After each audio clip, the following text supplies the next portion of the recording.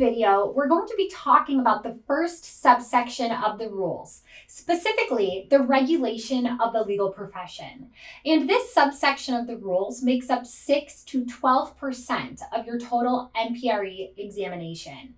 You'll notice as we progress through the course, I'm always going to remind you about the frequency in which the rules we're discussing are tested.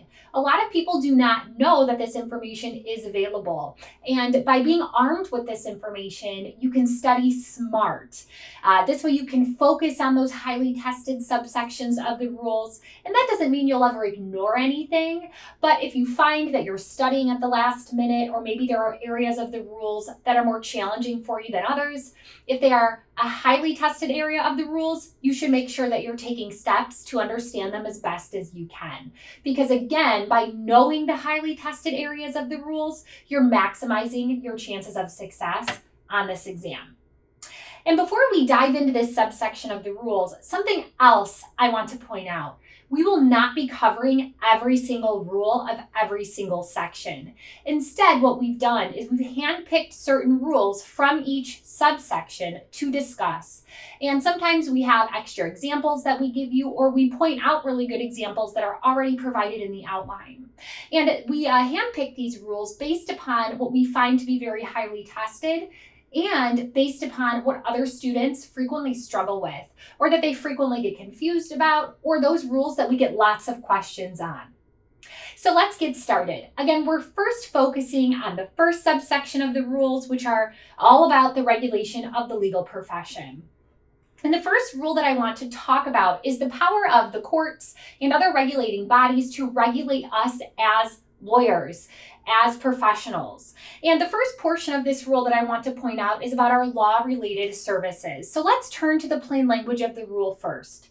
It says a lawyer is not only subject to these model rules of professional conduct for its law-related services, but also with respect to the provision of non-law-related services, if those services are provided by the lawyer in circumstances that are not distinct from the lawyer's provision of legal services to clients, or in other circumstances by an entity controlled by the lawyer individually or with others, if the lawyer fails to take reasonable measures to assure that a person obtaining those law-related services knows that those services are not legal services and that the protections of a lawyer-client relationship do not exist. So some examples of law-related services would be things like financial planning, accounting, social work, and the like. So what is this all about? This rule is essentially saying that if you're a lawyer and you have a firm in some sort of legal practice, and you are also offering some other sort of services to your clientele, if you're not taking steps to keep your legal practice separate and distinct from your other non-law related services, you will not only be subject to these rules for that legal work you do with respect to your clients, but also for your non-legal work that you do for your clients. So again, if you want to make sure you are not subject to these rules for your non-law related work or services, you want to take steps to keep your services separate and distinct. So look at the example in the outline. It says a lawyer who's also a certified public accountant or a CPA will be subject to these rules in any accounting transaction that he does for an accounting client if he does not keep his accounting services separate and distinct from his law practice. So if he's offering these services in conjunction or not making clear that he doesn't or isn't offering legal services with relation to his accounting services, he's subject to these rules for all actions that he takes. So I want to take a second and just point out something that I think is very obvious with these rules, but if not, I think it's a good policy to have in the back of your mind if you haven't already thought about this. These rules are placing the burden on us as the professionals. We are the ones that have to take steps to ensure that when we're working with the public and our clients, that those people understand what relationship we have with them, if any at all. So for instance, if you're not entering into an attorney-client relationship with them, the burden is on us to make that clear. Or if we do have an attorney-client relationship with them, it's our job to make sure that we're constantly clarifying what we are or aren't doing for them. And the burden is on us as the professional to do that. Why? To protect the public, because we as professionals are in the better position to make these clarifications and to make our position clear, so we should be the ones doing that. And when we fail to do so, we could unfortunately be violating some of these ethical requirements and be in trouble as a result. The next rule that I want to point out is getting at regulation after we're admitted to the bar. And it's talking about lawyer discipline and more specifically like an overview of the disciplinary process.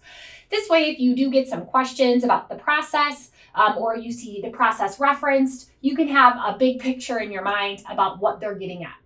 So let's talk about this overview. The first step in a disciplinary proceeding begins when a complaint is made. So maybe it's an ex-client that's mad at you for whatever reason, and they file a complaint with the state bar. Oftentimes there's like a committee, like a grievance commission that receives these types of complaints. And the filing of these complaints are privileged, and you as the lawyer or any lawyer cannot use the filing of that complaint as the basis for a defamation action or any other action against that person. Why? Because then this process would be very flawed. We need the public to be able to make complaints and be protected if they do. So step one, a complaint is made. Step two, these complaints are screened. And the whole purpose behind this is to try to weed out those frivolous ones. We know that unfortunately people make frivolous complaints against lawyers, and the lawyer shouldn't be in trouble for what the person alleges. Maybe the lawyer didn't do anything wrong at all. So it's this board's job, maybe the grievance commission's job, to basically decide which complaints have merit and which don't. And those that don't get set aside. Now, if they decide a complaint against someone has merit, it's going to proceed to a hearing. And at this point, the lawyer is notified that there's been a complaint made against him or her. And the lawyer is entitled to due process during these hearings. And usually at this point, the lawyer hires a lawyer themselves.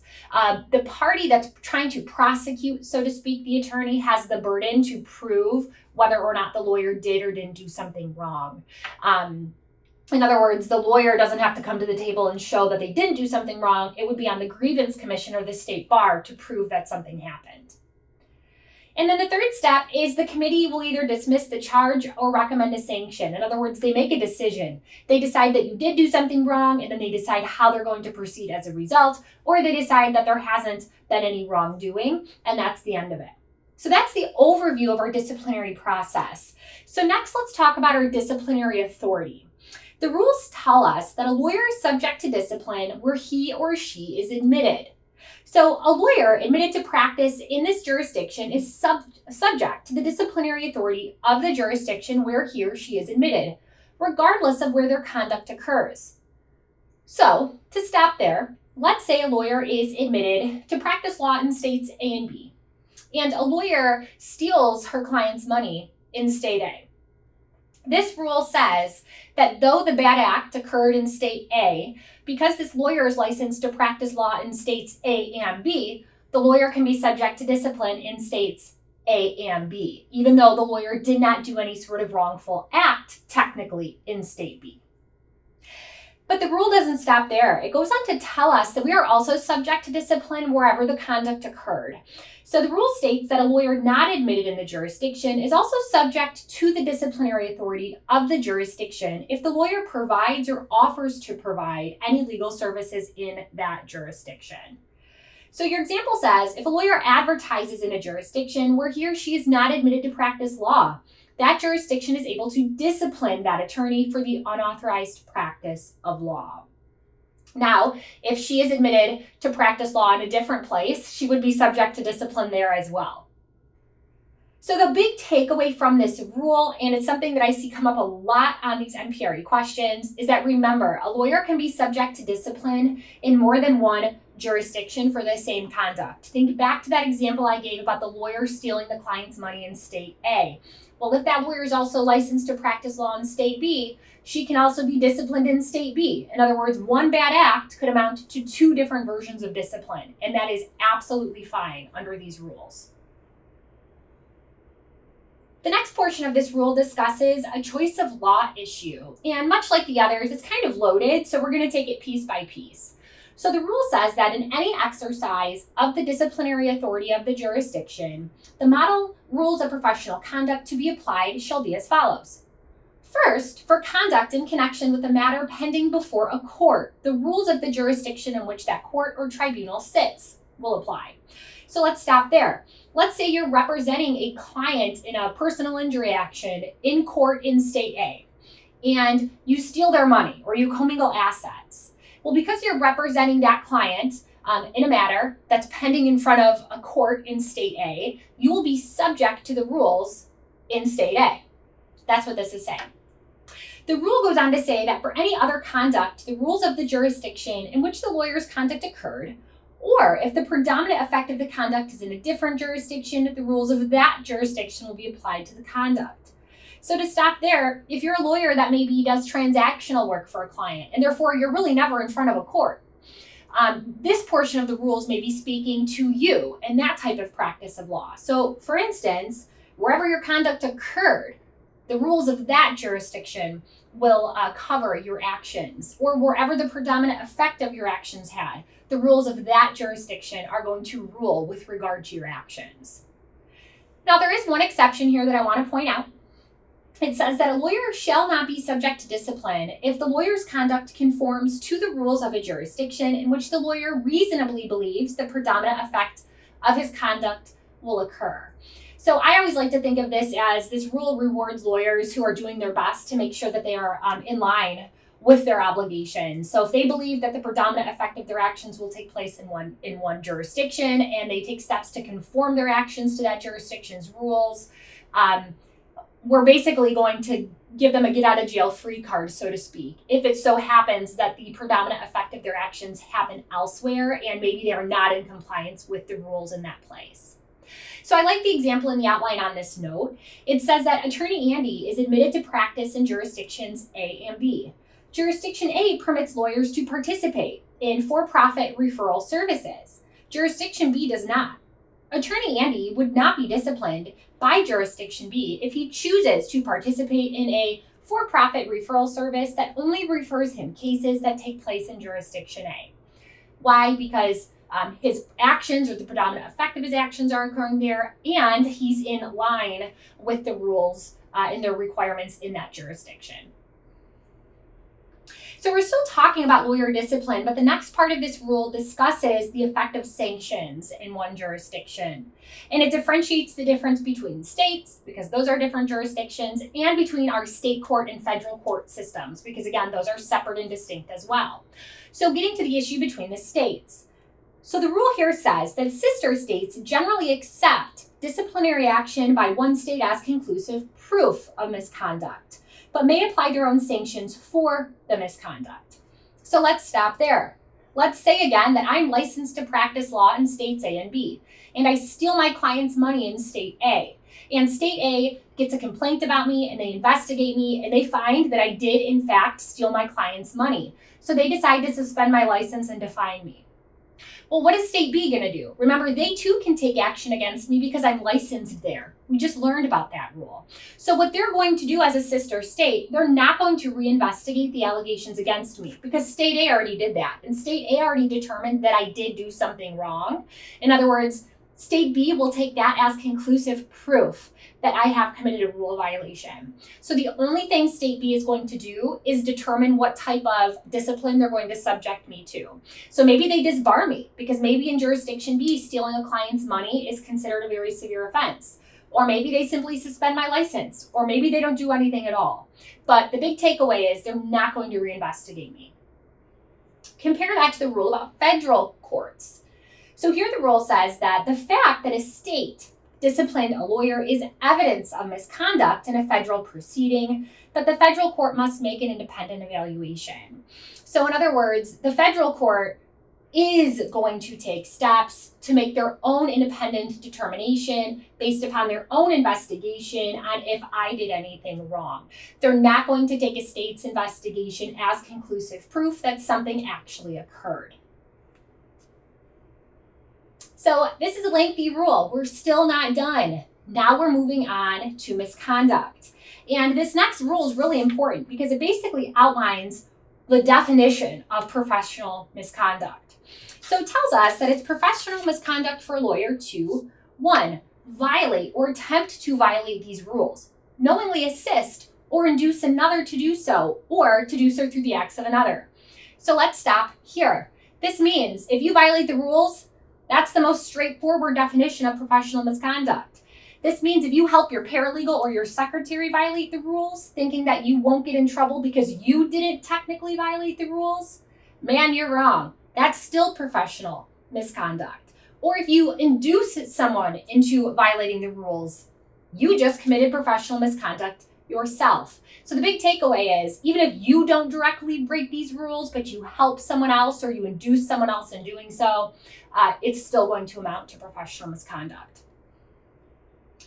They go on to further define it that it is professional misconduct to commit a criminal act that reflects adversely on the lawyer's honesty, trustworthiness, or fitness as a lawyer in other respects.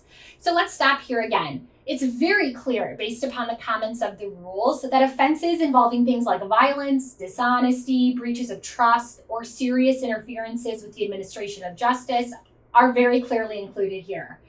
And patterns of repeated offenses, even those of minor significance, if we consider them individually or separately, can indicate an indifference to the legal obligation and get you in trouble. So in other words, committing a criminal offense doesn't automatically mean you've committed professional misconduct. It really depends upon the type of offense and if it's one that you've committed before or not. So let's check out our examples in the outline. The first one talks about how Larry Lawyer cheats on his income taxes. Even though this has no connection with his law practice, he's subject to discipline. Why? Because cheating on your taxes is fraud. It's lying. That's a huge indicator about this lawyer's lack of honesty, trustworthiness, or fitness as a lawyer, and therefore it's professional misconduct. Compare it to the next. Attorney Allen was caught driving slightly over the legal limit for intoxication and convicted of driving under the influence. A single offense may not be sufficient to be professional misconduct. However, if the same incident happens more than once, it may result in discipline. Why? Because again, a minor offense here, an isolated event that never happens again, that might not necessarily raise a question to this lawyer's honesty, trustworthiness, or fitness in other respects. But a pattern of repeated offenses tends to look like he has an indifference to the law and therefore the legal profession, and that is professional misconduct. The rule goes on to further define professional misconduct as engaging in conduct involving things like dishonesty, fraud, deceit, or misrepresentation. So if you get caught cheating on the bar exam and you're rejected, that's professional misconduct. Professional misconduct is also engaging in conduct that's prejudicial to the administration of justice. So in the course of repping a client, if you manifest by your words or by your conduct any sort of bias or prejudice based on things like someone's race or sex or religion or national origin, disability, socioeconomic status, sexual orientation, any of that would violate this rule. It's also professional misconduct to state or to imply an ability to influence improperly a government agency or an official to achieve results that violate these rules or the law. So, for example, lawyer Larry can't say, Judge Johnson owes me a favor, if you know what I mean. So if you hire me, I think your case is going to go well. That's a problem. That's implying that he has the ability to basically get this judge to do what he wants, which is professional misconduct. Finally, it's professional misconduct to knowingly assist a judge or judicial officer in conduct that's a violation of their applicable rules of their conduct or law. So I would be very familiar with this rule as, again, it outlines how we're defining professional misconduct. The next rule I wanted to talk about is because I find people have a false sense of confidence with it. And what I'm talking about here is our mandatory and permissive reporting of professional misconduct. When I talk to most people preparing for the MPRE, they understand that we as lawyers are a self-reporting profession. We have to basically tell on each other when we become aware of a rule violation. However, that's usually where most people's knowledge of this rule stops. And I find that they therefore get these questions wrong. So I want to look at the plain language of this rule and tell you my approach to answering questions on it so that hopefully you too can get these right moving forward. So turning to the mandatory reporting rule, specifically the plain language. It says that a lawyer who knows that another lawyer has committed a violation of these model rules of professional conduct that raises a substantial question as to that lawyer's honesty, trustworthiness, or fitness as a lawyer in other respects shall inform the appropriate professional authority. If the lawyer does not report the other lawyer, the non-reporting lawyer will be subject to discipline. The same rule applies for reporting judges. So now that you know the language, I want to tell you what your focus should be on. And in fact, I kind of think of this as like a two-part test. If I get a fact pattern that I believe might be testing this mandatory reporting requirement, the very first thing I look for is whether or not the lawyer in question has knowledge about the other lawyer's rule violation. Why? Because this rule requires knowledge. If you don't know someone broke these rules, you don't have an obligation to report them. But if you know they broke the rules, well, now you might. And you might be thinking to yourself, might? I thought we had to report each other. And that brings me to my next point. Look at the plain language. Not every single rule violation must be reported. Instead, the rules state that if it's a violation that raises a substantial question to that lawyer's honesty, trustworthiness, or fitness, then yes, you have to report it. But that means not every single rule violation raises a substantial question to a lawyer's honesty, trustworthiness, or fitness. Because if that were the case, the rule would just say that, and it doesn't. So my two-part approach, to be clear, is first double check that your fact pattern has knowledge. If so, then ask yourself, is it the type of rule violation that raises that substantial question to the lawyer's honesty, trustworthiness, or fitness? If the answer is yes, then it has to be reported. And if it's not reported, then the non-reporting lawyer has also committed a rule violation himself or herself. So one example, not in your outline, that I think raises very clearly a substantial question about a lawyer's honesty, trustworthiness, or fitness is double billing. If you double bill a client, because you know they'll never know, and maybe it helps you hit your billables faster or something like that, double billing is fraud. So that very clearly raises a substantial question to your honesty, trustworthiness, or fitness, and therefore if someone else knew you were doing that, they would have to report you. So switching gears just a little, I want to talk about the rule regarding multi-jurisdictional practice. And I feel like this is a pretty friendly rule if you become aware of the whole rule, which it is long, I'll give you that. And the reason I think it's a friendly rule is it first tells you what you can't do, and then it goes on to tell you what you can do on a temporary basis, and then it goes on to give us the exceptions. So again, I think it's pretty clear. If you're familiar with it and you get a fact pattern, you should be able to classify the facts as being something you just can't do, that you can do sometimes, or what you can do by virtue of it being an exception. So let's start from the top. It tells us that a lawyer who is not admitted to practice in a jurisdiction shall not establish an office or other systematic and continuous presence in a jurisdiction for the practice of law, unless otherwise permitted by these rules. So for instance, if you are licensed in Michigan and not Ohio, but you set up a legal practice in Ohio, you're breaking the rules because you're not licensed to practice law there.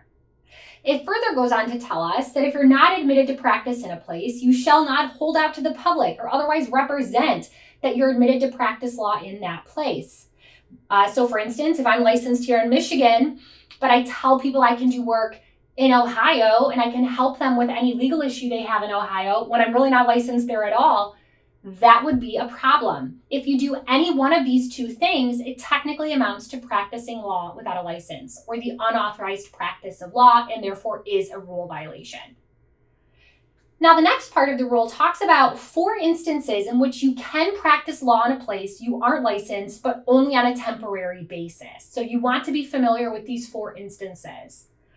The first is if it has a reasonable relation to the lawyer's practice. So if a lawyer's services are reasonably related to the lawyer's practice in a place where they are admitted to practice law, then temporary practice would be permitted. So the example here I think is great. Let's say the officers of a multinational corporation survey potential business sites, and they seek the services of their lawyer who's not licensed in that jurisdiction in which they're surveying to assess the merits of each site. The lawyer can help them, despite not being licensed in that place, in assessing the relative merits of each site. Why? Because it bears a reasonable relation to the lawyer's practice in the place in which they are licensed to practice law. The second instance where you can practice law temporarily without a license is when you associate with a local lawyer. So if the lawyer associates with someone who is admitted to practice in that jurisdiction and that lawyer actively participates in the matter, they kind of like oversee it, then you can temporarily practice in that place.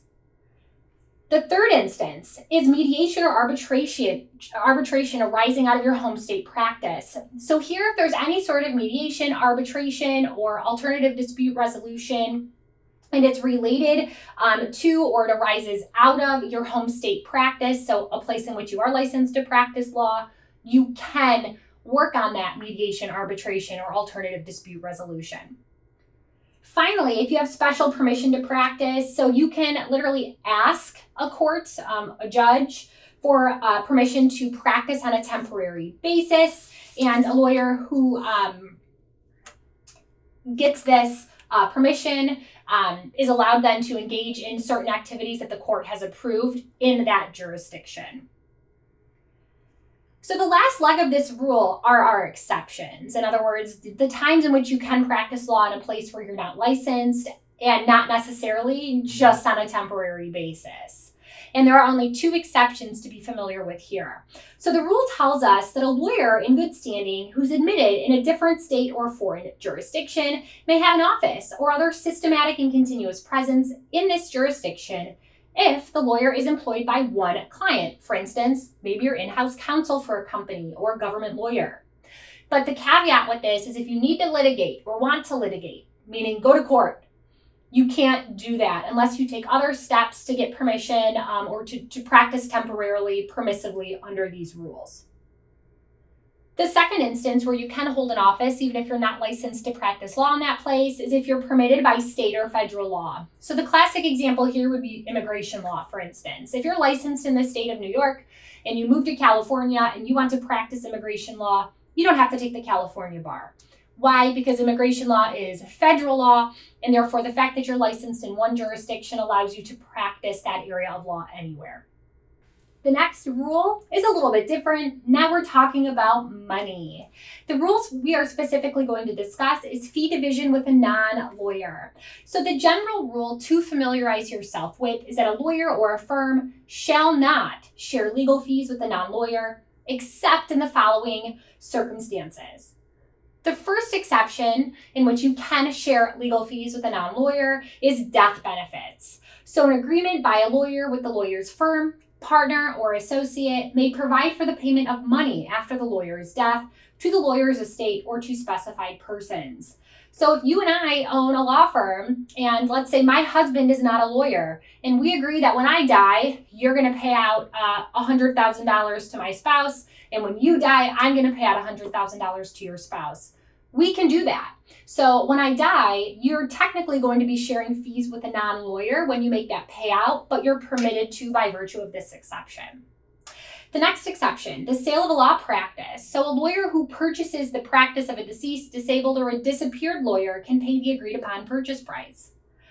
3, retirement plans for non-lawyer employees. A lawyer or firm can include non-lawyer employees in compensation or retirement plans, even though the plan might be based in whole or in part on a profit-sharing arrangement. Why? Because this rule recognizes that law firms employ people that are not lawyers, and we need to be able to pay them and compensate them accordingly. Similarly, the next exception, bonuses for non-lawyer employees. So a lawyer or law firm may give out bonuses to non-lawyer employees that are based in whole or in part on how much money the overall firm has made over a period of time. Again, you can do this with your paralegal or secretary, though they're technically not lawyers. And then lastly, sharing court-awarded fees with a nonprofit. So a lawyer can share court-awarded legal fees with a nonprofit organization that employed them, retained them, or recommended employment of the lawyer in that matter. So I have a good example here that I saw that I want to share with you. Let's say a homeless man got denied access to a homeless shelter on the coldest day of the year. And he was very angry by virtue of this situation, and he sought the help of a legal services organization, and he told them about what happened. And they recommended that he reach out to a specific lawyer because this lawyer frequently did pro bono work for people that were associated with that legal services organization, and sometimes the lawyer did pro bono work for the legal services organization. So the homeless man reached out to the lawyer, and the lawyer agreed to represent the man. And the lawyer successfully litigated this man's case and won him money. And the court awarded this lawyer $10,000 in legal fees. The lawyer was allowed to turn around and share some of those legal fees with that legal services organization that recommended his services. That was permissible, even though technically he was sharing fees with a non-lawyer. The next and the final rule I want to discuss here is the sale of a law practice. So lawyers or law firms can sell or purchase a law practice or an area of a law practice, including its goodwill, if all of the following conditions are satisfied. So let's talk about each of these requirements, and then I'll give you an example. The first requirement is that the person selling the firm has to cease to engage in the private practice of law or in that area of practice that's been sold in that geographical area in which the practice has been conducted. So let's just stop there before we even look at exceptions. If I own a law firm in Detroit, Michigan, and I want to sell you my probate portion, I can do that. That's a portion of the estate of my law firm. So what this is saying is when I sell you the probate portion of my practice, I cannot practice probate law in the Detroit area anymore. I have to cease to engage in that private practice of law in that legal area. Now, there are some exceptions. The first is if there's a return to private practice as a result of unanticipated changes of circumstances, might not necessarily result in a violation. So your example here says, a lawyer who sold the practice to accept an appointment to judicial office does not violate this requirement if the lawyer later resumes private practice upon being defeated in the next election. The next exception is it does not prohibit employment as a lawyer on the staff of a public agency or legal services entity that provides legal services to the poor or as in-house counsel to a business. So if you sell your law practice to go in-house counsel, you can do that even if it's in the same geographical area. Or if you sell your practice to go work for a nonprofit entity or legal services entity, you can do that. The final exception is, remember, you can sell an area of your practice. So if I just sell my probate portion, like I gave you the example of, I can still practice other types of law in that geographical area. So that's the first requirement. The second requirement is that the entire practice or the entire area of the practice is sold to one or more lawyers or law firms. This means that they take nothing or everything. They are not allowed to go through your files and just take files that generate more fees. The next requirement is that the seller has to give written notice to each of his clients regarding notice of this proposed sale, the client's right to retain other counsel and to come get possession of their file, and the fact that if the client's consent to this transfer will be presumed if the client does not take any action or otherwise object within 90 days of receiving that notice. And then the last requirement is that the fees charged to existing clients shall not be increased by virtue of this sale. So what this means is if you're the lawyer selling your practice and you have fee arrangements with your current clients, whomever buys your practice has to respect those fee arrangements for as long as the original agreement stated. Now, if they take on new clients, they can charge new clients whatever they want. But the idea is they have to respect the fee agreements that are already in place. So that wraps up the first subsection of the rules, the regulation of the legal profession.